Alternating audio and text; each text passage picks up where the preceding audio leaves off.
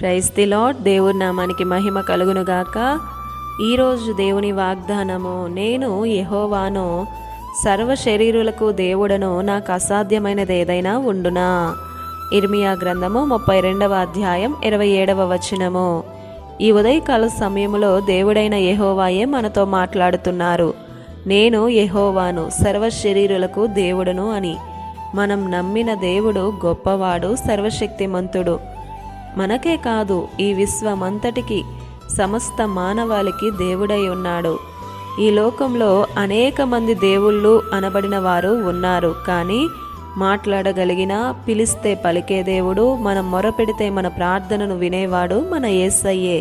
ఆయన రాయి రప్ప కాదు, మాట్లాడే దేవుడు.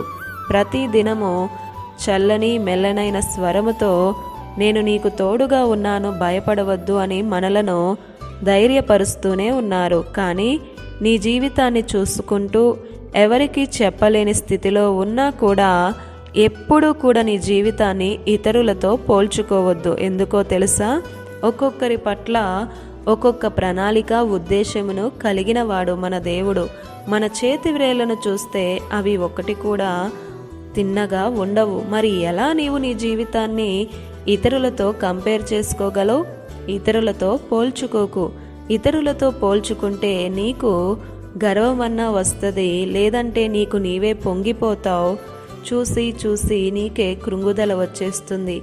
కానీ ఆ సమయంలోనే దేవుణ్ణి చూస్తూ వెళ్తే నీ జీవితంలో ఒక ప్రత్యేకమైనటువంటి కార్యాన్ని పొందుకోగలవు. విశ్వాసంతో, నేనైతే నీ కృపయందే నమ్మిక ఉంచి ఉన్నానో, నీ చిత్త ప్రకారమే నా జీవితాన్ని మలచు తండ్రి అని ప్రార్థించు. ఆశపడుతున్నావు కదా? నీ ఆశపడే ప్రాణాన్ని ఆయన తృప్తిపరుస్తాడు. నిన్న ఆయన మర్చిపోడు.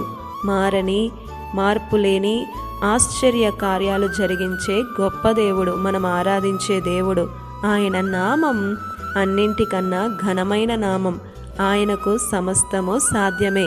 ఎందుకు అంటే మనము ఆయన ప్రజలం. ఆయన మనకు దేవుడై ఉన్నాడు.